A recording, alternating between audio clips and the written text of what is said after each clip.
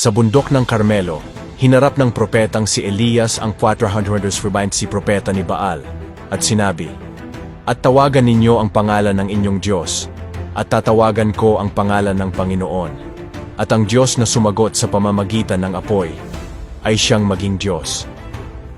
Ang mga propeta ni Baal ay sumigaw at sumayaw mula umaga hanggang gabi, kahit sinugatan pa nila ang kanilang sarili, na natiling tahimik si Baal. Si Elias ay nagbuhos ng tubig sa altar upang ito ay mabasa ng husto. Pagkatapos ay nanalangin siya, "Dinggin mo ako, O Panginoon, dinggin mo ako, upang matalastas ng bayang ito, na ikaw, na Panginoon, ay Diyos."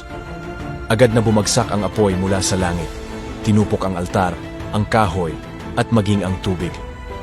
Ang mga tao ay sumigaw, "Ang Panginoon ay siyang Diyos! Ang Panginoon ay siyang Diyos!" Ang kapangyarihan ng Diyos ay higit sa lahat. Gaano man kalaki ang mga pagsubok, hanggat nagtitiwala tayo sa Kanya, tiyak na ihahayag niya ang Kanyang kaluwalhatian.